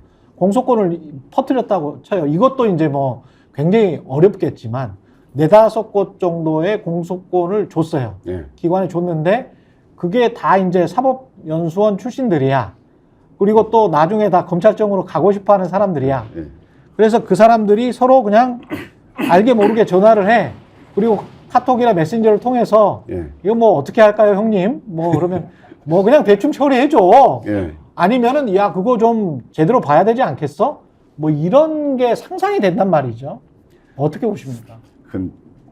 그럴 수도 있겠지만 예. 인간사니까 예. 인간의 현실이 그럴 수도 있겠지만 예. 기본적으로 지금 법조 환경은 사법연수는 단일 체제가 아니고요. 다양한 로스쿨의 출신들이 있으니까. 법조를 구성하고 있습니다. 예. 그게 이제 로스쿨 도입 취지거든요. 수절주의를 깨자. 그다음에 다양한 직역에서 로스쿨을 가게 해서 국민들을 소통하는 법조가 되게 하자. 이런 취지이기 때문에 그렇게 되면 그게 바로 이제 말씀하신 취지가 그런 뒤에서 이렇게 음흉하게 이렇게 이런 결정들이 오도록 만들려면 예. 바로 견제와 균형에 의한 그 사법 시스템이 돼야 한다는 뜻입니다. 안에서 보시기에 검사들이 아니 저도 이제 KBS 있다가 나왔기 때문에 예. 이런 말씀 굉장히 좀 힘드실 거는 같아요. 예. 그러니까 기자가 예. 그 KBS가 야 이건 썩었어 이렇게 예. 말하기가 좀 힘들잖아요. 예. 어떻게 생각하세요? 검사들 일반 예. 후배들까지 포함해서 예. 어떻게 보십니까? 저는 이렇게 생각합니다. 예. 대다수의 검사들은 예. 검사 2,300명이잖아요. 예. 대다수의 검사들은 오늘도 국민들을 위해서 양심껏 일을 하고 있습니다. 예. 묵묵하게. 예. 그러나 몇몇 안 되는 소수의 특수통 패거리 검사들이 정말 검찰 장악하고 있으면서 검찰의 국민적 신뢰를 깨뜨리고 또 대다수의 양심적인 검사들의 명예를 자긍심을 잃게 만들고 있다. 이렇게 보고 있습니다. 근데 국민들의 시각은 침묵하는 다수, 당신들이 더 나쁜 사람들이야. 이렇게 이야기를 하잖아요. 기자들도 이제 기레기라고 욕먹는 게, 예. 뭐, 정권이 바뀔 때마다 예. 침묵하면서 그쪽으로 쓱 쏠리고, 예. 이야기하지 않고, 모른 척 하고, 예. 그냥 뭐, 나는 내일만 하면 돼. 예. 라고 하면서 형사부에 있으면서 나는 내일도 바빠. 이렇게 이제 그냥 넘어가잖아요. 예. 그러면서 이제 그 사람들이 어떤 기회가 되면, 예. 권력을 잡을 기회가 되거나 승진할 기회가 되면 그때는 또 아닌 것처럼 또 행동을 하는, 또 국민들에게 배신을 하는, 어떻게 보십니까? 그게 이제 되풀이되고 있는 것 같아요. 우리나라의 이른바 권력기관에서. 그렇죠. 예. 제가 말씀하시니까 제가 느낀 것은 그렇습니다. 검사들이라는 게 굉장히 예민한 게 인사권이거든요. 그렇죠. 예. 검사가 과거에 검사를 마치고 그 로펌에 갈 때도 무슨 보직을 거쳤냐가 굉장히 중요해요. 이게 다른 공무원들도 인사에 물론 예민하긴 하지만 그렇죠. 검사들은 그렇기 때문에 특히 인사에 예민합니다. 그러다 보니까 이런 일이 생기면 인사권을 가진 사람한테 이런 걸 말을 못하죠. 그러니까 강제 무건 수행을 할 수밖에 없는 거죠. 그리고 윤석열 사단이 지금 하나회와 비견된다라는 예. 말씀도 하셨잖아요. 근데 그렇게 똑똑한 검사들이, 예. 그런 기자들도 마찬가지입니다만은, 아니 특수통 검사에 의해서 장악됐다. 예. 그렇게 똑똑한데 왜 특수통 검사 몇 명에 의해서 장악되지? 예. 그런 생각도 할 수 있는 거 아닙니까? 그렇죠. 예, 어떻게 보세요? 이런 것들은. 그럼 어떻게 똑똑한 사람들이 소수에 의해서 장악되나? 그 소수라는 게 예. 검찰이라는 게 요직이라는 게 있어요. 요직이 있고 인사권을 좌지우지하거나 예, 또는 언론에서 예. 이렇게 관심을 갖는 보직들 이런 것이 있는데 이런 것을 장악하게 되면 나머지 검사들은 난 조직에서 밀렸나 이렇게 자포자기하게 되는 거죠. 그 검사와 기득권이 어떤 그 연계됐다, 유착한다라는 말씀을 모두에서도 예. 하셨는데, 그 기득권 중에는 언론도 들어갑니까? 그렇다고 봅니다. 제 생각에. 예. 검사들이 또는 검사장들 또는 뭐 지검장들 뭐 그 밑에 있는 사람들도 마찬가지겠습니다만은, 어떤 사건을 맡아서 이렇게 언론 플레이를 하면 대충 어떻게 기사에는 나오고 그게 내 승진이나 내 성과에 어떤 도움이 되겠다. 이게 좀 어떤 계산이 나오는 그런 방식이 있나요? 이제 다 그렇진 않는데 특히 특수통 패거리들이 수사 방식이 그렇습니다. 예. 수사만 하는 게 아니고 네. 언론과 함께 가요. 그렇죠. 대부분. 그렇죠? 예. 제가 이제 겪은 얘기를 직접 그러니까 들어볼게요. 형사부는 잘 플레이를 안 해요, 진짜. 할 필요가 없죠. 할 필요가 없지. 예. 그리고 그 뭐라고 해야 되나요? 그러니까 이런 비속어를 써도 되는지 모르겠지만 잔바리 사건들이 너무 많아가지고, 예, 그걸 뭐 할 수가 없지. 예, 할 수가 없는데 예, 이게 수사를 할 때 예. 제가 겪은 얘기를 말씀드리면 제가 김학의 아까 사건 예, 기소 재판을 받았잖아요. 예, 그 수사 당시 경험을 보면 수사하면서 그 수사 내용이 누구 조사했다 이런 내용이 실시간으로 보도가 돼요. 아, 그렇게 되면 그 주변에 있던 사람들이 친구들이 아는 사람들이 예. 처음에는 그럴 리가 없어라고 하다가 예, 자꾸 실시간 보도가 되면 뭐가 있는 거 아니야 이렇게 됩니다. 아, 그러다가 점점 더 이게 보도가 되면 이제 가족들도 혹시 뭔가 있는 거 아니야 의심을 하게 돼요. 그러게 되면 이제 고립무원의 상황에 빠지게 되고 절망을 하게 돼요. 수사기관의 입장에 보면 그걸 노리는 거죠. 고립무원의 상황에 자백하게 돼 있어요. 그러니까 출국 금지를 할 타당한 이유가 있었음에도 불구하고 이게 출국 금지가 불법이었어. 예. 그리고 뭔가 위로부터 압력이 있었어. 네. 이 모든 상황은 법적으로 한 게 아니고 정치적으로 한 거야. 이게 지금 윤석열 정부랄지 윤석열 한동훈이 주장한 거잖아요. 네. 그죠? 근데 이제 그런 말을 계속하면 네. 국민들도 이제 점점 그걸 믿게 된다. 계속 실시간으로 보도가 되면 네. 이제 낙인 효과라고 해가지고 뭔가 있는 거 아니야, 죄를 지은 거 아니야 이렇게 낙인 효과가 되고 그런 젖어들게 되죠. 그러게 되면 이제 당사 입장에서는 그걸 방어하다가 언론을 방어하다가 자기 정작 본인 사건을 방어하지 못하게 되고 가족들까지 자기를 믿어주지 않게 되는 결과 좌절하게 되고 극단적인 생각을 하게 되죠. 그 대표적인 사건이 이성규 씨 사건이죠. 그렇죠. 네. 언론에 자기가 정말 수사기관이 아는 내밀한 얘기가 보도가 되고 언론이 그게 조리들림을 당하다 보면 자기는 진짜 고립무원의 상황에 빠지게 되고 저조차 정말 극단적인 생각을 할 수밖에 없게 됐거든요. 그러면서 이게 수사기관하고 이 언론을 했을 때 폐해가 바로 그겁니다.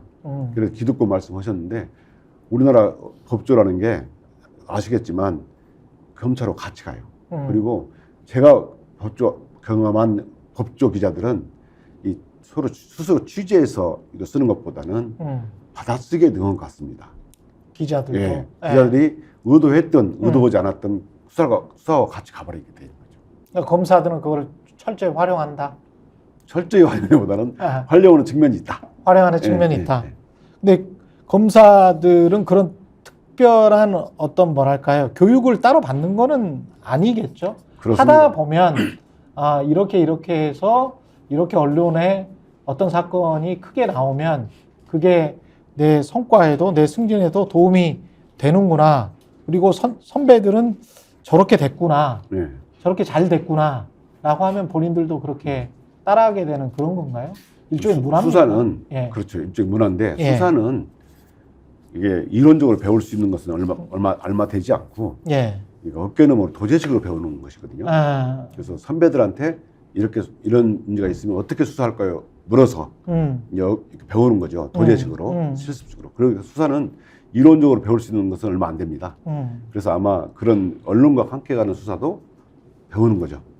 특별히 예. 윤석열 검사나 한동훈 검사 그 윤석열 사단이 하나에 비교된다라고 예. 했잖아요. 그러면 군인이 있고 정치 군인이 있지 예. 않습니까? 그리고 검사가 있고 정치 검사가 예. 있을 텐데 정치 검사들이라고 규정을 하신 거잖아요. 예. 특별하게 다른 게 있습니까, 이 사람들이? 일반 검사들과 어떤 게 다른 건가요? 제가 그 예. 어떤 한겨레인가요? 어떤 그 신문의 그 논설을 봤는데 예. 그게 이제 검사들과 다른 점이 있습니다. 다른 일반 예, 검사들과. 예, 예. 예.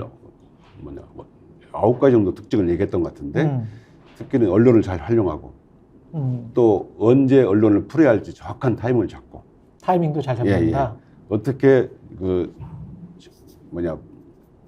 상황을 어떻게 뒤집을지 이런 걸 상황을 잘 뒤집는다. 그다음에 결속력이 강하다. 이게 검사라는 것만 떼어놓고 보면 거의 어느 정치 세력이라고 볼 정도로 강한 이런 집단을 특수통 패거리 문화라고 했던 기사를 봤거든요. 몰려다닌다. 그렇죠. 이게 몰려다닌다. 몰려다니는 것보다는 이게 패거리 문화라는 게 예.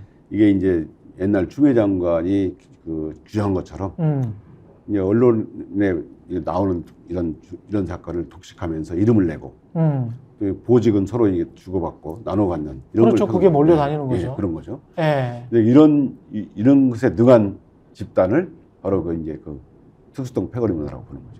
그러니까 검사가 독립적으로 어떤 사건을 판단하려면 위에 상관이랄지 자신의 이 몰려다니는 그러니까 하나회처럼 돼서는 안 되는 거잖아요. 그렇죠. 예. 우리 뭐 정치 평론 하시는 분들이 흔히 늑대, 개 이렇게 비유를 하거든요. 예. 예. 외로운 늑대가 되는 게 훨씬 나은 거거든요. 예. 예. 외로운 늑대가 되는 게 훨씬 검사스러운 거 아닙니까? 검사가 외로운 늑대가 되면 예. 우리 검사사에서는 조직 부정자로 이렇게 아, 조직 부정자가 이렇게 되는 겁니까? 비판받는 경우가 많습니다. 아, 그렇게 되는 거군요. 예. 그러면 사실 들개들처럼 이렇게 산속에서 이렇게 몰려다니면 그 사람들한테 해를 끼치고 예? 그렇게 되는 거잖아요. 예. 아니 비유를 하자면 사실은 기자들도 이제 그런 어떻게 보면 검찰의 과거에 옛날부터 보자면 공안, 특수 이거를 또 다 거친 사람들 거기가 이제 쭉 이렇게 승진하는 코스가 또 따로 있었고 언론 같은 경우도 법조, 국회 출입, 정치, 예. 청와대 이렇게 해서 쭉 특파원에서 쭉 승진하는 코스가 따로 있었거든요. 예.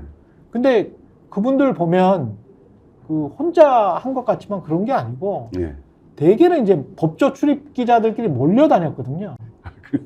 그리고 이제 게다가 지금도 보면 법조 출입 기자들이 예. 윤석열 정부 검사장일 때 또는 윤석열 검찰총장일 때 예. 그때 이제 법조 출입 기자나 법조인 클럽에 회장했던 분들이 또는 뭐 총무했던 분들이 예. 높은 자리에 많이 가 있어요. 지금 사장도 하고 계시고 막 그래요. 그런 것들을 생각해 보면 이게 비슷하단 말이지. 예. 예, 몰려다니는 그 습성 자체가. 예. 예. 안 그랬던 사람들은 또 그냥 외로운 늑대로 계속 사는 거고. 검사장님은 제가 예. 이제 검사장님이라고 불렀긴 합니다만은 스스로를 어떻게 보세요? 꽃은 무죄다라는 책을 썼는데 예. 예. 몰려다니는 사람입니까? 아니면은 외롭게 지키는 예, 사람입니까? 몰려다니려면 어떤 표현인지 제가 이제 들었지만 예. 저는 기본적으로 이렇게 검사들이라는 게 술을 먹지 말고 예. 연구를 하고 어. 그다음에 자기가 완벽하다 생각하지 말고 불완전하다라는 생각을 갖고 항상 경청해라. 그다음에 이 전체 조직의 발전이 중요한 거지만 그렇게 위해서는 검사 한 명 한 명의 개성신장, 본인을 발전시키는 게 굉장히 중요하다. 그래서 연구를 하자. 제가 이걸 세 가지를 늘 강조했거든요. 예. 그러다 보니까 더군다나 제가 검사 시절에는 부장 때까지 저녁을 안 먹었어요. 아침 점심만 먹고 저녁을 안 먹다 보니까 아, 그래요? 이게 이제 검사들 사이에서는 그 시간에 연구를 하자는 취지인데 예. 소통을 하기 싫어하는 걸로 오해하는 사람도 있었어요. 그래서 이런 조건이 보면 우리 지금 사회자님 말씀하신 것처럼 외로운 늑대가 될 가능성이 높죠. 외로운 늑대가 돼버리셨네. 그래도 저는 소통을 하고 끊임없이 노력하죠. 점심시간이면 항상 직원들하고 같이 먹으려고 노력하고 돌아가면서 식사하고 또 이렇게 티타임을 늘 갖고. 아니 근데 윤석열 대통령 그 저녁에 아주 늦게까지 술 드시는 걸로 유명하잖아요. 서초동에서는.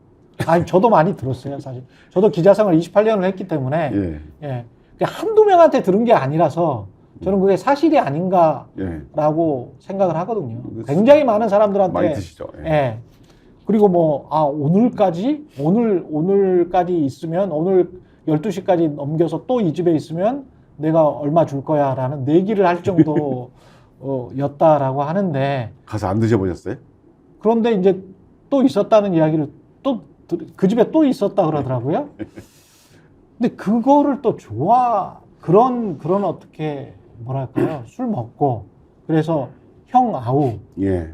이게 어떤 좋은 조직 문화처럼 그건 좋은 인간사에서 술을 안 먹을 수는 없겠지만 예. 그렇게 폭탄주 마시고 그런 것은 국민들한테 좋은 모습으로 비춰진다고 보지 않습니다. 언제 일합니까? 그러면 사실은 정말 대부분의 검사들은 예. 그 기록 보고 또 낮에는 그 사람 오시는 분들 관계자들 사건 그렇지. 관계자들 얘기를 듣고 그 시간도 부족한데. 그 시간 부족합니다. 예, 엄청 부족할 텐데. 네. 그 수사 기록 보고 사람 만나고 뭐 엄청 피곤할 텐데. 예. 그러면 조금 삶의 활력을 찾기 위해서라도 운동을 하고 다시 뭐 출근하고 예. 뭐 이 방법이 돼야 예. 그래야 그게 공무원의 삶이지. 근데 마치 그렇게 2차, 3차까지 가서 술을 먹고 어울려 다니는 게 어떤 본인의 출세에도 좋고 승진에도 좋고 그게 검사스럽다라고 또는 기자스럽다라고 느끼는 거는 잘못된 거잖아요. 잘못된 건데 네. 90년대에 이런 말이 있었어요. 그 술 잘 먹는 사람이 일도 잘한다. 맞아요. 또 술 못 먹는 놈이란 말이 있어요. 이상하지만 예. 죄송합니다만 예. 술 못 먹는 사람은 일도 못한다. 맞아요. 이런 등식이 있어가지고 제가 95년에 입사했는데 그때도 똑같은 이야기를 했어요. 실제로 기자 사회에서도. 예. 제가 그래서 술을 제가 지금 안 마시는데 예. 술을 못 마셔가지고 응급실에 4번을 갔어요. 4번째 가서 응급실 혹시 술 드시고 응급실에 가보셨습니까? 응급실까지는 안 가봤습니다. 제가 4번째 응급실에 갔는데 예. 폭탄주를 못 먹는 술이 몸에 받지도 않고 예. 잘 먹지도 못하는데 억지로 이제 먹으면 집에 오면 견딜 수가 없어요. 그러면은 아내가 이제 응급실로 저를 데리고 갑니다. 응급실 가면 제일 중요한 환자가 의식이 없거나 심장이 안 뛰거나 이런 거 제일 중요하고 초응급 환자고 그 다음에 피가 무슨 많이 나는 사람 이런 분들이 중요하고 그 다음에 술 취한 환자는 한쪽에 밀려나요. 그래가지고 옆에 한 서너 명 앉아서 술 취한 사람 와 있잖아요. 그러면 막 전화하고 또 술 취해가지고 주사하시잖아요. 예, 그렇죠. 그걸 다 듣고 있으면 그렇습니다. 근데 또 인턴에 그 응급실은 인턴들이 와서 지키고 있잖아요. 그럼 내가 술이 취해서 그런다. 수액만 놓아주면 바로 괜찮아지잖아요. 안 놓아줘요. 심전도 검사해야 된다. 무슨 다 MRI 해야 된다. 복잡합니다. 그러다 보면 이제 날이 훤하게 되고 새벽 되면 저희 아내가 이제 한 번만 더 그러면 진짜 가만 안 있겠다 해가지고 제가 일 못해도 좋으니까 일 못한 날 평가봐 좋다. 술을 그거를 안 먹었습니다. 20년 넘었습니다. 20년 넘게. 김건희 디올백 수사 예. 이거는 수사를 해야 되는 상황입니까? 어떻게 보세요? 당연히 해야죠. 이 수사를 해야 되는 상황입니까? 그렇죠. 예. 수사 핵심은 예. 김건희 씨가 디협백 수사를 받았냐, 예. 왜 받았냐 아닙니까? 그 받은 거는 지금 영상으로는 확실히 나오고 예, 어떤 분은 그런 얘기를 하더라고요. 대통령실 관계자는 보관은 하고 있다. 예. 어떤 분은 예. 몰카 피해자니까 예. 뭐 이게 몰카 피해자라고 주장한다 하더라도 제가 예를 들어서 예. 경찰이 뭐 제가 속도 위반이라든가 무슨 뭐 신호 위반 가서 경찰에 찍었다. 저 모르게 찍었으니까 제가 범칙금 안 낸다고 우길 수 있겠습니까? 뭐 경찰이 몰카했다. 예. 예. 그거는 그 수사는 변하지 않는 거고 다만 또 어떤 분은 함정수사라고 하잖아요. 예. 함정수사에는 두 가지가 있습니다. 법률상. 이게 마약 수사에 많이 거론되는 건데요. 범죄 의사가 없는데 이게 범의가 없는데 그렇죠. 범위를 유발하는 범위 유발행위 있고 아. 원래 범죄 의사가 있었는데 아. 기회만 제공하는 기회 제공행위 있어요. 예. 이거는 범위 유발행은 불법으로 봅니다. 예. 기회 제공은 불법으로 보지 않습니다. 아, 그렇군요. 예. 그러면 최 목사가 디올백을 가지고 가고 예. 그 전에 카톡으로 뭐 이런 거 드리겠습니다 예. 하니까 아무 예. 말 없고 예. 그다음에 와서 뭐 이런 거를 하면서 예. 받았을 때 예. 그거는 범죄다. 저는 예. 그 영상을 보신 분들은 어떤 유형인지 분명히 다 아실 거고 예. 저는 그거 요즘에 윤석열 정권에서 도이치모터 특검을 거부했잖아요. 예. 제 의결과 떠나서 재결 여부나 상관없이 이 디올백 사건뿐만 아니고 양평 고속도로 그다음에 그 코바나 콘텐츠 예. 이걸 모두 국민적 의혹이 있는 범죄적 사건에 대해서는 김건희 씨 부부 종합특검으로 반드시 추진해야 된다. 김건희 부부 종합특검. 예. 그 장면 이게- 좋은데요? 이게 시대정신이고 정의라고 봅니다. 예. 왜 그러냐면 예. 그 과거에 검찰이 아닌 지금 검찰은 어떻게 됐냐면 정점에는 윤석열 검사가 있죠. 그래서 수직적인 검찰이 됐고 금융위원회, 금감원 또 방통위까지 모두 검찰 출신이 갔잖아요. 예. 명실상부간 검찰 정권이 됐어요. 이 검찰 정권에서 보면 김건희 씨 관련이나 용산 관련 수사 한 적이 없어요. 과거에는 여야 수사를 하더라도 균형을 맞췄죠. 예. 문재인 정부 때 출범 6개월 만에 청와대 수석에 대해서 그렇죠. 구속영장 청구한 적 있잖아요. 예. 그럼 지금 검찰은 어떻습니까? 용산이나 김건희 씨 관련 수사한다는 얘기는 못 들어봤습니다. 반면에 정권 출범 후에 주야장천 야당 대표만 수사하고 그러다 보니까 이게 불공정한 거 아니냐. 그러면 밖에서 뭐라고 평가하냐면 검찰 권력이 사유화됐다라고 평가를 하잖아요. 예. 검찰이 수사를 하지 않으니까 사유화됐다는 비판을 받는 거예요. 이걸 해결하는 방법은 뭐냐? 특검으로 바로 시정해야 됩니다. 모든 사건들을 주가 조작까지 아니, 다 포함해서. 그렇습니다. 종합특검으로. 더군다나 이 김건희 씨 도이치모터 특검을 거부함으로써 오히려 국민들 사이에 특검 에너지가 더 커졌다. 특검을 요구한 에너지가 더 커졌다고 보거든요.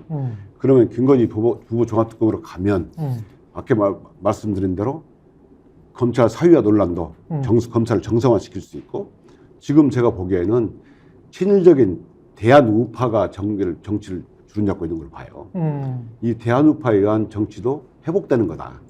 그렇게 되면 불공정하다는 인식, 선출되지 않은 권력이 선출된 권력을 좌지우지한다는 비판, 이런 불공정이 해결되면 결국은 검찰 개혁이 되는 거다. 검찰 개혁이야말로 곧 민생이다, 경제다 이렇게 생각하는 겁니다.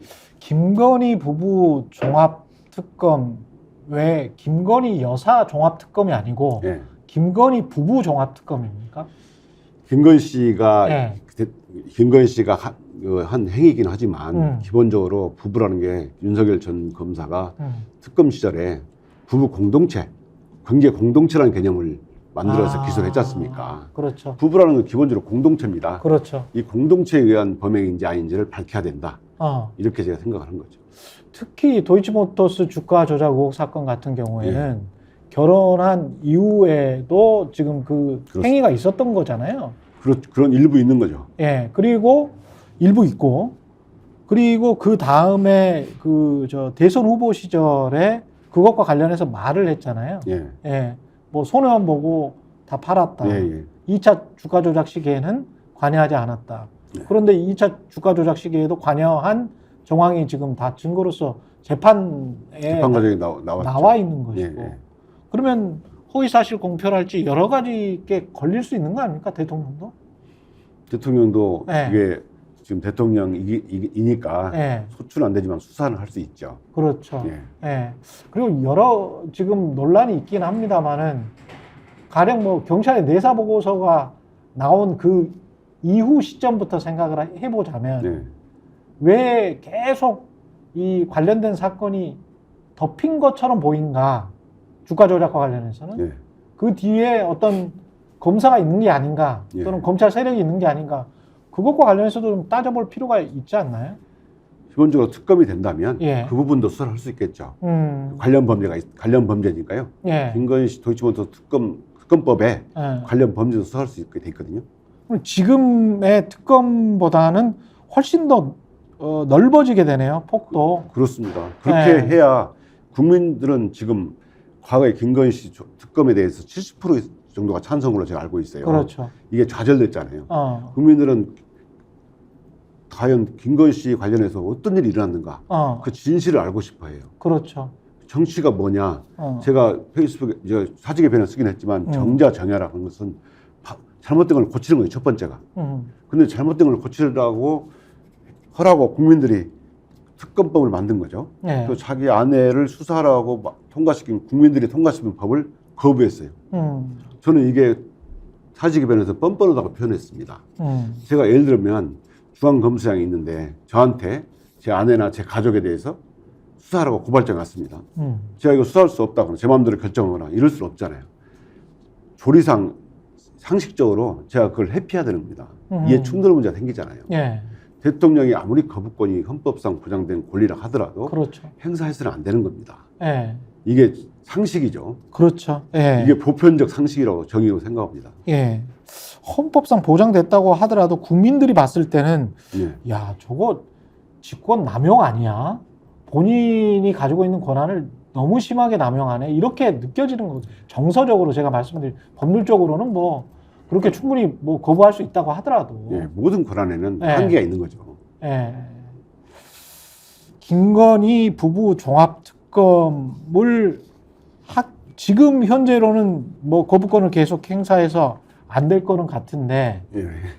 앞으로 국회에서는 할 수 있습니까, 이거는? 입법권으로 반드시 해야 되죠. 이게 입법권으로 반드시 해야 시대 된다. 정신이고 정의이고 국민적 요구라고 생각합니다.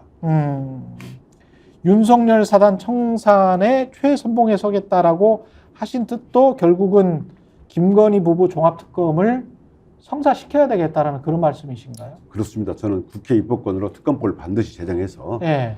이 국민들이 정말 알고 싶어하는 이런 진실에 대해서 반드시 규명돼야 된다. 제가 사직을 한 이유도 윤석열 전 검사를 30년 동안 봐왔고 윤석열 검사의 무도함도 또 윤석열 사단에 대해서도 많이 저만큼 잘하는 사람은 없다 생각해서 예. 이게 정의를 실현하는데 뭔가 보탬이 되겠다.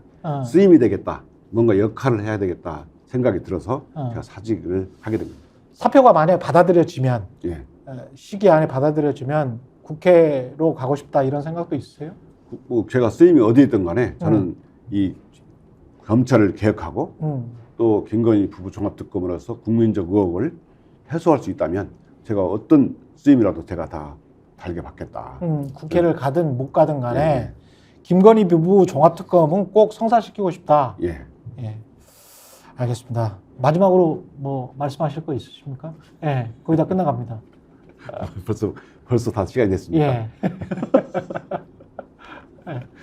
제가 뭐 드릴 말씀 많이 있지만 예. 기본적으로 그 검찰 개혁을 위해서 제가 많이 노력을 해왔고 검찰 개혁이라는 게 정말 말씀하신 것처럼 말없이 국민을 위해서 일하는 양심적인 검사들이 소신껏 일할 수 있도록 만들어주는 것이 검찰 개혁이라고 봅니다.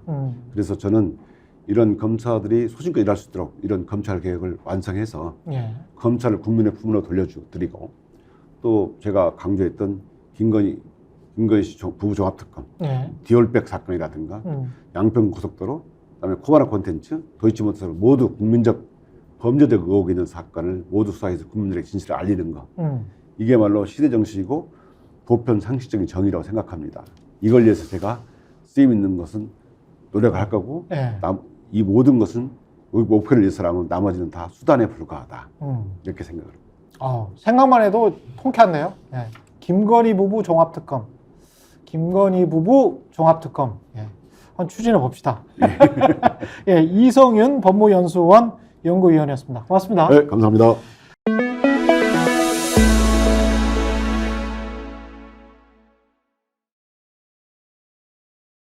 너무 제가 홍보를 정치권색. 예.